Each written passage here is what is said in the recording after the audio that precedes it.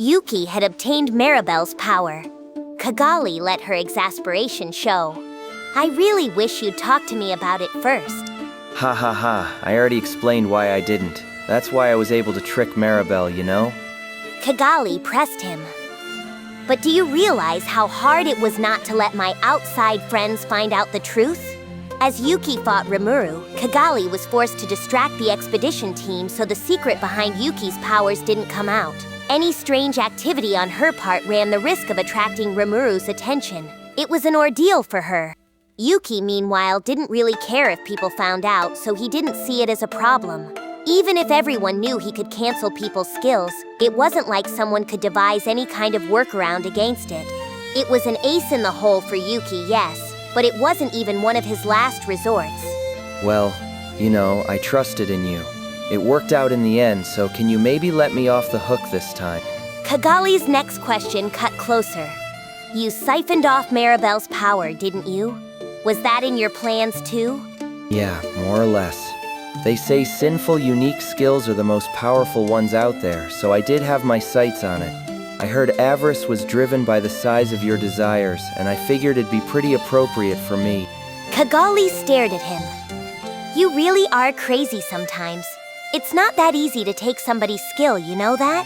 I'm sure it's not, but Avarice kinda chose me this time. I still couldn't win against Rimuru, but... Kagali could only agree. I'm sure you couldn't. He's so unfair like that. I know, but now I can pin all the negative stuff on Maribel. I've just been fully acquitted. I'm probably gonna have to mind my P's and Q's for a little while, but now I've got something else to look forward to, you could say. Kagali weighed that and nodded. Right, no need to hurry things now. And it's so unnerving how wary the Demon Lord is of the people around him.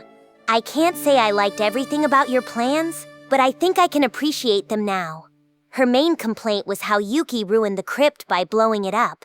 Yuuki told Rimuru that Maribel activated the reactor, then took her own life. The explosion, which raised the deepest section of the crypt but little else, was his way of hiding the evidence. Yuuki had prepared a magical bomb for just this purpose. There wasn't much energy left in the reactor. He'd explained to Rimuru. So the damage was pretty light, thankfully. He even had the foresight to scatter the remains of a real reactor around the crypt to back up his story. Now he was prepared to stick to that story no matter what he was asked. But Kagali had her concerns. You were planning to abandon this place from the start anyway, weren't you? Yuuki retorted. So why worry about it? To Kagali, though, this was a familiar city, her home. Once everything was cleaned up, she wanted to restore it to its former bustling glory. But with the crypt now buried, she had a few gripes. Kagali's voice softened. Not necessarily, I wasn't, she shrugged. It was kind of my second home, you realize. Yuuki gave her a grin. Yeah, but we earned something from this. My name got cleared, which is huge, but other stuff too. Maribel deployed her Blood Shadow troops, but did you see how they all cast holy magic? That's a lethal blow. Kagali caught the implication. You're right. I noticed that too. It proves that the council's connected to the Western Holy Church. That's why there's all the secrecy behind the Five Elders' true identities. Exactly. It showed up in the papers and everything, but after the war in Farmus, the reputation of the champion there took a huge hit. Then, at the same time, the council started losing clout with the Western Holy Church. That points to only one truth. I'm thinking that Maribel's grandfather, Granville Razzo, is actually part of the 7 Days clergy. Kagali acknowledged the deduction. I see. That's a clever deduction, Sir Yuuki. Kagali was just as sharp as him, and her reading of the situation matched his to some extent, convincing her it was the truth. Yuuki looked at Kagali with a sinister smile. Oh, it's nothing too impressive, but I've stumbled upon another really key possibility. You know what it is? He paused, gauging her reaction. Kagali couldn't think of anything else. She put up her hands in surrender. I tried tracing Maribel's thoughts, based on the actions she took, but she really forced things with this whole operation, you know? If she killed the Demon Lord Rimuru, there was a chance Veldora would go berserk on us. When she took over the Chaos Dragon, that really did enrage Milim almost. You were terrified that she'd discover us, weren't you? So I really think she pushed her luck way too much with a Demon Lord as dangerous as that. to say nothing of a true dragon. Kagali had to concede the point. Putting it that way, you're right. Maribel had to know the danger she was putting herself in, and I'm sure she worked out some countermeasures. But what were they? Yuuki looked straight at Kagali. He didn't have an answer himself, but he figured asking would help organize his own thoughts. Kagali searched for the answer. Maybe she believed that she alone was safe the whole time? There is that, yeah. But I don't think that's all. Kagali followed that thread. And maybe she was anticipating at least a little damage? She feared the rise of Rimuru, and if she thought some sacrifice now was worth it in the future. Yuuki nodded at this. Well, me, I'd never do that if I had no idea how much damage there'd be. But if I could predict how much to expect, approximately, I'd definitely weigh the losses against the gains on the scale. Kagali narrowed it down to the obvious question. Meaning? I think Maribel had some kind of reason to believe things would work out, even if Veldora and Milim lost control. Kagali fell silent. Kagali picked up the thread. And what was that reason? A name slipped out of Kagali in a whisper. Granville. No. Yuuki had arrived at an answer. He grinned. Who did Laplace fight in the sanctuary? The answer hit Kagali at once. Well, the Demon Lord Valentine, oh! He chuckled, seeing Kagali's reaction. Right. The Demon Lord Valentine is dead, but there's a Demon Lord Valentine in the octagram. The real Demon Lord's even stronger than the fake one, I bet. Kagali looked back on that fight. Even at my peak, I was about equal with that Valentine. In that case, the real one's even stronger. Now I'm sure of it. The headquarters of Luminism isn't just a religious site, it's a Demon Lord's stronghold. Kagali breathed out the conclusion. You mean Valentine's really the god Luminus? That's insane. But it's true. I really don't think I'm wrong. The confidence behind Yuki's voice led Kagali to the truth. Kagali accepted it. Yes, you're right. And it wouldn't be strange if Granville knew that. Not at all. And so did Maribel. That's why she figured Luminus was protecting the Western nations. It all seemed to make sense. Kagali had to accept it. There wasn't any room for objection. Sounds like we'll need to rethink our strategy. Yeah, but I'm gonna have to move my base of operations to the east for a while anyway. Kagali's laugh turned delighted and wary. Hee, you are a scary man. You say you're going to lie low, but it sounds like you'll be moving around a lot, aren't you? Well, sure. I'm gonna be king of this world, remember? I promised you I'd get a hold of it. Kagali laughed on, her thoughts drifting to Clayman. That you did, hee. I look forward to it, I really do. And I'm sure Clayman will be delighted too. Yeah, so keep lending me a hand, okay? Kagali gave him the condition that mattered most. Yes, of course. And please don't betray me either, Sir Yuuki. Of course I won't. The world will be mine, and then we can all have a blast together. Yuuki and Kagali looked at each other and smiled. The laughs continued on and on, two magic-born aiming to seize the world like it was a game to enjoy. Their aim was childlike, but they were serious about it. They wanted to conquer the world. The Chaos Dragon was gone. Milim's friend was saved. And now that I was back on the ground, I was shocked to find the bottom section of the ruins all caved in. According to Yuuki, who was safe, the cornered Maribel blew herself up inside. She wanted to take all of us along with her, apparently. She really wanted to take me out that bad. That was just too much in a way, but she was hostile to me, so I didn't know what else I could do. No point moping about it. After discussing matters with Kagali, we decided to restore the ruins back to their pristine condition. It would take time, but we planned to excavate the bottom portion as well. Eventually, we would display the artifacts we dug up and turn this palace into a museum. We wanted to make this into a tourist attraction, complete with a Magi-train stop. That would take who knows how many years, of course, and we had a ton to do before then. Unless we negotiated a peace treaty with the Eastern Empire at least. This whole area was a front line. Just because it was Milim's turf didn't make it a safe zone necessarily. For now at least, our plan was to work on restoring the site. Negotiations were continuing to go smoothly with the council. Several of the councilors got dismissed though, which definitely affected its power as a legislative body. The Western Holy Church was gaining more power now, and Yuuki, freed from Maribel's hold, was also making his presence more known. With things as they were, the council was seeking a new unifying force. That, of course, would be us, or to be more exact, me. Tempest had now become the biggest faction of the council. Yuuki's Free Guild gave us a push along those lines, offering their public support of Tempest in exchange for financial backing. Hinata was working with us on this too in the name of stability among the Western nations. Thanks to that, we had now obtained a pretty hefty amount of influence in the region. That left me thinking, still, I'm glad Yuuki's been cleared of everything. Now I can keep building up our alliance without any qualms. Negative. The doubts have now been confirmed. The subject Yuuki Kagurazaka is definitely acting of his own free will. My mind stalled. Huh? Then the shock hit, and I blurted to Raphael, "Wait, why didn't you say anything before?" Understood. Because his motivations were simple and easily taken advantage of. The pieces clicked into place in my head. Was that why? Oh, I see. So you were keeping quiet for my sake? Guilt settled in. This is all thanks to my carelessness, isn't it? For one moment there, I hesitated to kill Maribel. Considering what the future held now, I shouldn't have wavered. If I'm damaged, that wavering disappears. But if someone hasn't been that much of a bother to me, I couldn't help but think killing was going too far. Even with Gaia, I thought killing him overstepped my boundaries. My heart must have softened up with Maribel along those lines.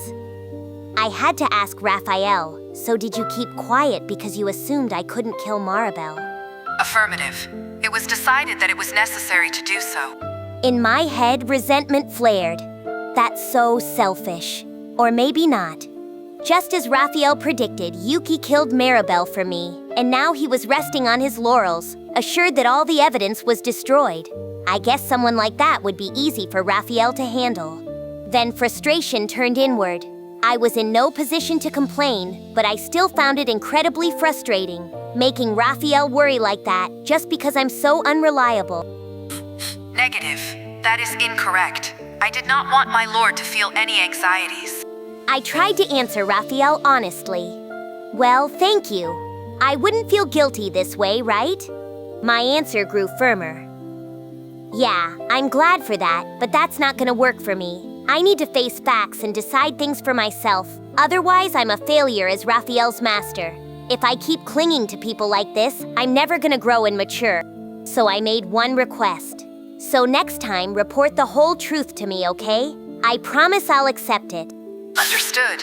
As you wish. I made the vow inwardly. No matter what Yuuki's scheming, I'm going to crush his ambitions. And I'm not alone. I have friends, partners I can rely on, don't I? With Raphael, I can walk straight ahead, never making any mistakes. I'd really believed I could. And maybe, just a little, I thought I felt Raphael smile for me.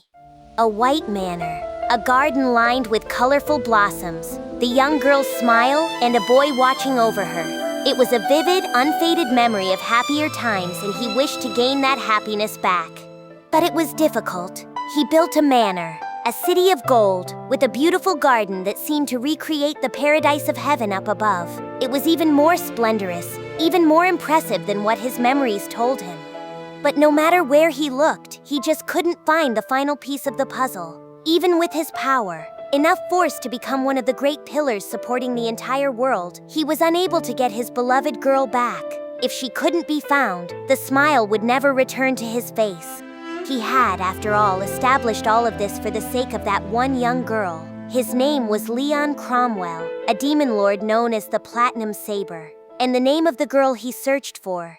At the throne room of the vast, spiraling palace looming in the center of the golden land of El Dorado that he ruled over, Leon exuded as much military might as he could at the three suspicious-looking characters taking a knee before him. They were dressed unusually, all black clothing with large umbrella-like hats to match the weapons merchant Dorado. It went without saying that it was Laplace and his cohorts. You then. This is the second time, is it not? Tyr handled the response. Yes, my lord. It remains a great honor and a joy to have made your acquaintance. However, we regret to inform you that we cannot honor the request for the certain classified materials included in this order. It was Tyr who responded, looking suitably composed. They had the lone woman in the group handle negotiations, hoping to give the Demon Lord the best impression possible. That, however, would come to an end today. Now they would follow the plan Yuuki devised and halt activity in the Western nations for the time being. Misha, one of the leaders of Cerberus, would take over as the main contact point with the Razo family, continuing regular business as Yuki's team moved operations over to the Eastern Empire. What's more, with the loss of Maribel, the power of the Razo family itself had taken a major hit. The kingdom of Celdrazo was the main point of procurement for the classified goods mentioned, and right now it was unlikely the Razos had the force remaining to perform the stable summoning ceremonies that were required. Plus, Tempest had now joined the Council of the West, which essentially meant the Western nations were now under the influence of the Demon Lord Rimuru. There would be more eyes on them than ever before. Everyone agreed that now was the best time to pull out. Oh? A rather bold thing to say. I see you're wasting no time demanding more money, unlike Damrada. Tyr kept the reply brisk.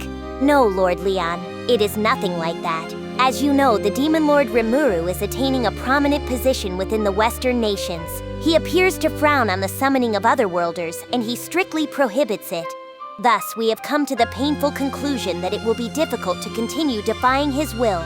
Listening to Tyr's brisk reply, all Leon could think was, I knew it. He had received similar reports from his plants in the Western nations. He was fully aware this was just a matter of time. Besides, this approach really had too many unknowns to it. In fact, the chances of success were astronomically low. It would have been foolhardy to expect success from the start. He was, after all, being far too specific with the type of summons he wanted. He had sent orders to his team, having them perform summonings on multiple occasions. Over 30 summoners aided in the effort, and it took 7 whole days to ensure that every required condition of Leon's was fulfilled when conducting the ritual. But it still worked less than 1% of the time, and since the same people couldn't be involved in another summoning immediately afterward, they had only so many tries. Their chances were close to 0 from the start. Leon himself had conducted a few summonings, but every one of them failed. His last success produced Shizue Izawa, and 66 years had passed since then. The more you narrowed down the conditions, the longer the interval required between each attempt, and there wasn't much reason to expect the next summoning to work either. So he came up with the idea to perform incomplete summonings they could attempt with more frequency. The person Leon was looking for was still a young girl, so an incomplete summoning that resulted in a young child would boost their chances, no matter how slimly. So his project spread across the Western nations as he engineered as many attempts as possible to collect as many children as possible. And now it had all come crashing down. There was no other way, and there was no new great idea to explore. Leon found himself burning with an intense impatience, but still he kept his voice cool as he spoke. Rimuru? We have no treaty signed with the West, and I've made no request for cooperation. We were interfered with in the end, but that's all in the past now. But why are you shutting off business with me? If the West is beyond our grasp, there's always the East. Leon's penetrating voice echoed across the throne room. The powerful coercion that filled every syllable was like a point-blank attack at Tyra, whose body froze. He was simply on another level. Your average Magic-born couldn't even bear standing before a Demon Lord, and even a strong, high-level one like Tyra had trouble dealing with Leon. But Tyra wasn't alone. Laplace stepped in before Tyra had to answer. Allow me to explain that matter, my lord. To tell you the truth, things are starting to get a little suspicious over in the East as well. It looks like they're trying to prepare for war on the sly over there, so apparently there aren't any sorcerers free enough to take up the work. It'll be hard to find the personnel we need. Leon squinted at Laplace. Deep down, this annoyed him. He cared very little for what became of the West and East, but a dragged-out war would impact his own mission. He thought it seemed that he would need to reconsider his direction from the bottom up. But he didn't betray this on his face, his expression as cold as ever as he continued staring at Laplace. Facing the full brunt of it, Laplace grew uncomfortable. Laplace's thoughts turned uneasy. This sure is bad news. The fake demon lord I killed was nothing compared with this guy. Ain't nothing like the real thing and all that. Maybe the boss is right. Trying to exact revenge from him directly might not be such a hot idea. Yuuki had ordered him to refrain from any under-the-table dealings for now. Even with the very man who killed Kazalim right here in front of him, Laplace had no intention of doing anything to Leon. He wanted to live up to Yuuki's trust, so the only thing on his mind was carrying out his work. Still, if your sworn enemy is in front of you, of course you're going to gauge your chances a little. And as he evaluated his opponent's power, seeking out any small weakness he could find, he concluded that the Demon Lord Leon truly was a monster. If they got into an actual fight, he couldn't say what would happen. Maybe he'd win, maybe he'd lose. Even if his cohorts Tira and Footman joined him, there was no guarantee they'd emerge victorious. So Laplace was treating this visit as strictly work-related. But as he did, he correctly understood why Yuuki had assigned this job to them. Laplace's private read was simple. The boss wanted us to see this guy for ourselves, no doubt. Know thy enemy and all that. Hell, even the boss said he'd have trouble with Maribel if they went toe-to-toe. She only messed up because Rimuru was more of a monster than she thought. Of course, trying to gauge that guy's strength is a real tall order. Maribel's fatal error had been misjudging Rimuru's strength. The fact that someone like her, a born talent when it came to schemes and strategy, decided to directly engage her target was a blunder in itself. Laplace thought so, and so did Yuuki and Kagali. What could she have been thinking? What did she fear? As a third party, it was hard to imagine what had made Maribel decide this was a war of attrition and to try to end things quickly, no matter how disadvantageous that was. Besides, it was Yuuki himself in the end who had guided Maribel toward that line of thinking. Maribel certainly overestimated her strength, there was no debate over that. But Yuuki was the one who planted the idea in Maribel's mind that she had a fighting chance against Rimuru. Weaving together a web of false information, he had successfully put all her plans out of order. Not even Yuuki thought for sure that Maribel would lose, of course. His goal was to pit these two forces against each other and gauge their abilities. It ended up with the Demon Lord Rimuru winning, Maribel, a thorn in Yuuki's side as well, dying, and Yuuki himself becoming the new master of her unique skill, Avarice. That was what he really wanted, as much as it stunned Laplace into silence once he heard about it. You couldn't really aim for someone else's skills like that, but as Yuuki put it, he had a hunch it would work. His conclusion came with a grim sort of awe. It's crazy, just completely mad. Maribel's luck failed her, to be sure, once it became so clear she was talking up her prowess too much with the boss. Nothing can beat the power of information in the end, and that's true for Leon too. I hate to say it, but unless I'm sure I've got the upper hand, staying hands-off with him's the wiser choice here. Such was his conclusion. So they decided to halt their plans and focus on expanding their influence and gathering intel. Those objectives hadn't changed, and now that Yuuki's goal was realized, they had no reason to stick around in the Western nations. Now they were trying to wriggle out of their dealings with Leon without making him blow his top. Laplace couldn't let himself falter against the pressure of Leon's gaze upon him. He distracted himself by talking some more. Laplace kept talking to draw the pressure away. Now, mind you, this ain't the end of our dealings forever, my lord. We'll contact you again once the coast is clear, so to speak, for summonings. We're just looking for a little more time until then. And remember, we have a network spanning the globe, so if any kids wind up in this world in the meantime, we can scoop them right up for you. Well, our hands are tied on that front. I will leave that matter to you then, but I do have one question. Laplace kept his tone polite. What would that be, my lord? Why are you so loose-tongued? Laplace blinked. Laplace gave Leon's question a befuddled stare. He had no idea where or when he might have misspoken. His thoughts bounced away from panic almost at once. Did I screw something up? Ah well. If he's willing to continue working with us, then let's keep this party going. It didn't faze him much. In his mind, life had to be enjoyed to be worth living. Even if he made a mistake, as far as he cared, that was then and this was now. Resisting the urge to lunge at Leon, Laplace quickly made up his mind on the matter as Leon spoke. Is it really right for merchants so keenly aware of their self-interests to speak so loosely of affairs such as war?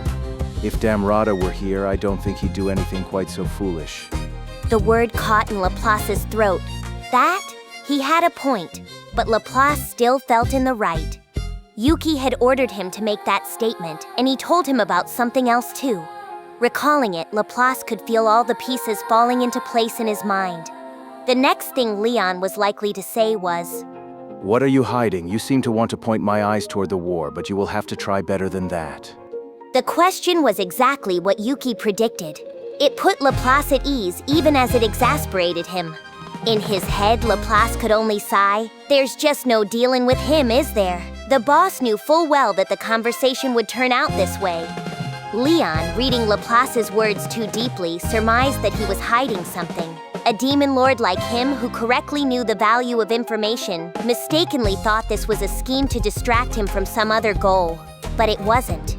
Laplace and his friends were just doing what Yuuki told them to. There wasn't any deep thinking behind it. It was a simple fact, but one there was no point in telling Leon. He just assumed that Laplace was making futile excuses. This was all the work of Yuuki, who wasn't even in the room, and there had to be some meaning to it. And of course, Laplace had some hints. Laplace chose his next words carefully. "Ah yes, Lord Leon, you're a shrewd character indeed. To tell you the truth, this really is the end for the confidential goods for now. But we actually still have 5 at a certain location. These were the kids that Shizue Izawa intervened with and took care of." Yuuki had wanted to leak word of the children in Rimuru's care to Leon from the start, but if his team simply blurted it out, Leon might assume there was some ulterior motive behind it. That's why he waited until the end of their chat to instruct them to save the children.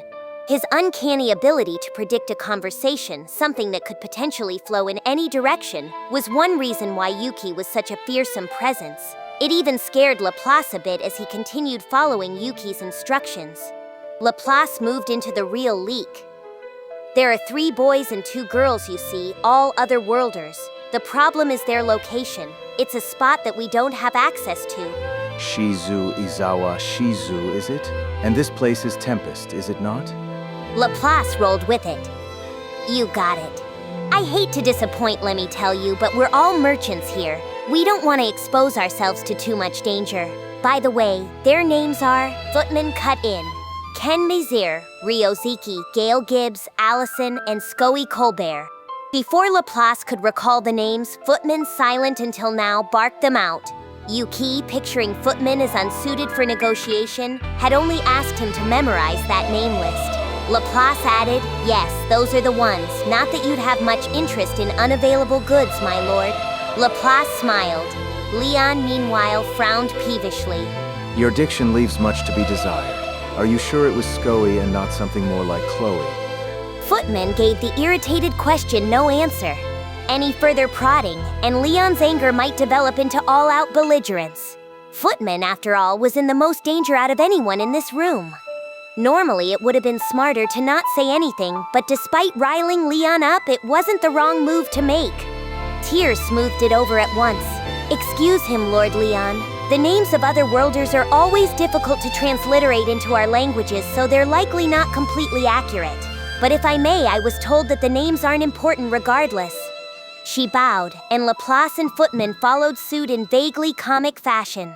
Indeed, the names don't matter. I pin the blame for losing these goods on you, but it's not enough to count as violating our terms. I will accept your intelligence about an upcoming war as ample apology. Swallowing assorted emotions, Leon maintained a cool composure, and with that, the meeting came to a close. Laplace accepted the money for the goods provided, and he and his cohorts put El Dorado behind them. Well, what to make of that? Leon whispered after they left. His long hair tied back in a ponytail shone a beautiful gold color, a stark juxtaposition to the gloominess of his long eyes. Standing at attention next to him was Arlos, the Silver Knight, his advisor and one of his closest confidants. Arlos spoke from beside the throne. "Should we do away with those 3? If they've upset you, Lord Leon, I see little value in keeping them alive." Leon scrutinized Arlos's words. Compared with Damrata before, this trio had acted very suspiciously. He wondered how they and Damrata could even share a profession. Leon barely trusted merchant types to begin with. but he also wanted to avoid conflict with the Cerberus organization. He may have had his agents planted across human society, but compared with that massive group, based in the East, expanding its influence in the West, it wasn't even a competition. So he coldly decided that he'd use them while they were useful. In particular, he believed that humans were better suited than monsters for rooting out otherworlders. If he wanted to reach his goal, Leon required human help. Let them be. I'm more concerned about the information they had for us. If the Eastern Empire is truly about to mobilize, we could very well have a world war on our hands. I don't know how the other demon lords will react, but I hardly want us pulled into worldwide chaos. Arlos accepted the warning. Indeed, my lord. All of El Dorado shines under the light of your authority, but I can easily imagine large-scale conflicts across many other lands. We must be prepared for that? Arlos nodded at Leon's reply. El Dorado, the land Leon ruled over, was on a continent of its own, separated by ocean from the rest of the world. In Earth standards, it was larger than Australia, and every inch of it was Leon's domain. A gigantic active volcano was perched in the middle, constantly erupting the whole year through, but the ash it spewed was carried away by magically conjured wind, never falling on the beautiful central city. Nearby, the volcano had laid a vast variety of ore deposits which were worked into assorted types of magical metals. The gold ore veins found there produced so much precious metal that Leon was secretly dealing some of it to human civilization. The city was the pinnacle of glory, the crown jewel of a kingdom protected by magic. That was how Leon pictured his golden land of El Dorado. And not only Arlos, but everyone else who lived on this land would want nothing more than to avoid being dragged into some ugly human war. Arlos moved straight to defense.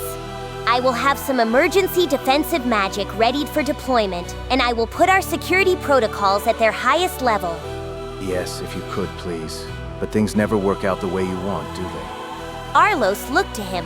What do you mean, my lord? I mean war. If enough people die in one, it could awaken some creatures that would trouble all of us terribly.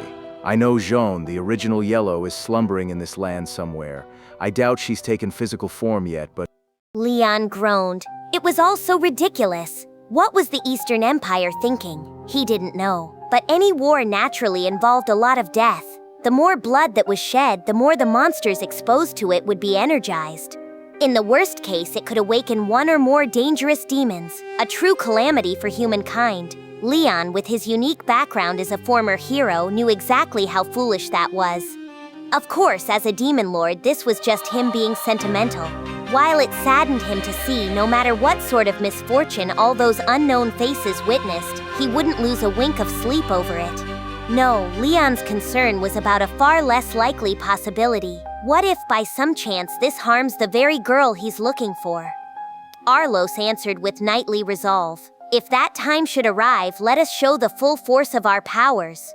Yes, I look forward to seeing that. Also... Arlos offered the next step. Allow me to deploy a few Azure Knights to their nation as well. Leon and Arlos placidly nodded at each other. No need for detailed orders. Arlos had a gift for reading Leon's intentions and putting them into action. Make it so. Leon said as he closed his eyes. Then, in that now empty chamber, he opened them again and stared into space. Scoey Colbert, though? I know I shouldn't expect too much, but that's almost too close to her name. Even if it's a trap, I can't ignore it. Whether it was a trap didn't matter. The Demon Lord Leon's ultimate goal was to find her, his childhood friend, and the girl he had to protect.